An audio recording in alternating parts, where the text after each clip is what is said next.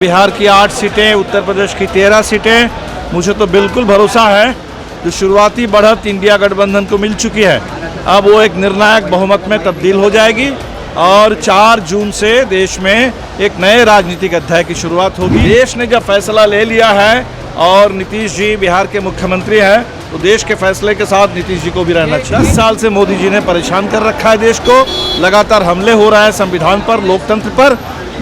4 जून से एक बिल्कुल नए बदलाव आ जाए। जनता का एक ही बात थी इस बार कि जुमला नहीं जवाब दो, 10 साल का हिसाब दो।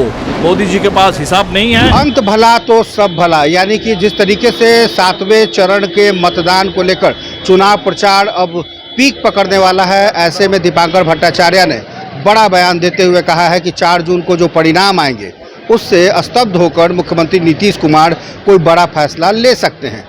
तो क्या एक बार फिर से मुख्यमंत्री नीतीश कुमार पलटी मार सकते हैं? एक बड़ा सवाल सियासत में गूंजने लगा है।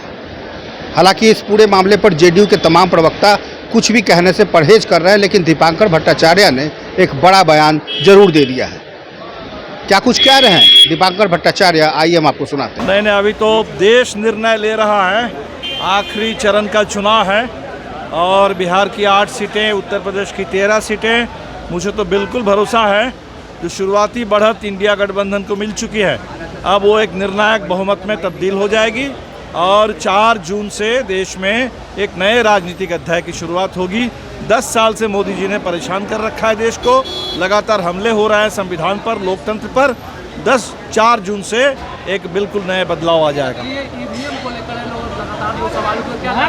लोग जागरूक है। चुनाव आयोग पर निश्चित तौर पर इस बार सवाल उठे हैं, सुप्रीम कोर्ट ने भी सवाल खड़ा किया, लेकिन हमें भरोसा है जनता पर, इस देश के जागरूक जनमत पर, और निश्चित तौर पर सारे काउंटिंग एजेंट जैसे कपिल सिब्बल साहब ने कहा कि मुस्तैद रहेंगे पूरे काउंटिंग के दौर में और ठीक बिल्कुल परिणाम निकलेगा। यादव का कहना है कि 4 जून के बाद नीतीश कुमार बड़ा फैसला लेंगे। क्या नीतीश कुमार फिर से आप लोगों के साथ आएंगे? ये तो नीतीश जी से पूछिए, लेकिन हमें लगता है कि देश ने एक फैसला ले लिया है। देश ने जब फैसला ले लिया है और नीतीश जी बिहार के मुख्यमंत्री हैं, तो देश के फैसले के साथ नीतीश जी को भी रहना चाहिए। 1 जून को अलायंस की बैठक होगी, हम जाएंगे दिल्ली में और हम सब लोग बैठ करके, हमें लगता है इस पूरे चुनाव के बाद आगे की रणनीति। लेकिन ममता बनर्जी तो कहा है कि नहीं, वो तो नेचुरल है क्योंकि 1 तारीख को कलकत्ता में चुनाव है। कलकत्ता में भी इस समय बहुत सारी सीटों पर चुनाव है और इसलिए बिल्कुल ममता बनर्जी के लिए आना संभव नहीं है। कोई बात नहीं है, इतना सामूहिक नेतृत्व है।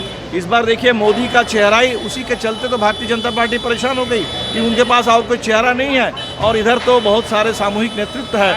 बिल्कुल प्रधानमंत्री के चेहरा नहीं, अभी तो बैठक होने दीजिए और उसके बाद जब समय आ गया। राहुल गांधी बिहार आए थे, आप लोग मटन पार्टी कर रहे थे, इस पर भी सवाल खड़े हो रहे हैं। नहीं, वो सब पर कोई सवाल। देखिए, इस बार के चुनाव में देश ने कह दिया कि इधर उधर की बातों पर हम जाने वाले नहीं हैं। जनता का एक ही बात थी इस बार कि जुमला नहीं जवाब दो, 10 साल का हिसाब दो। मोदी जी के पास हिसाब नहीं है, इसलिए इधर उधर की बात कर रहे हैं लोग, इधर उधर की बात में उलझने वाले नहीं हैं। तो देखा आपने किस तरीके से दीपांकर भट्टाचार्य ने ये बयान दिया है और साफ तौर पे कहा है कि पहले फेज के साथ ही स्पष्ट हो गया था कि इंडी गठबंधन 400 के आंकड़े को पार करेगी। हालांकि दावा बीजेपी करती रही है कि 400 का आंकड़ा पार करेगी, लेकिन देखना दिलचस्प होगा कि 4 जून को जनता किसको पार करती है। NBC 24 के लिए पटना से कुमार गौतम की रिपोर्ट।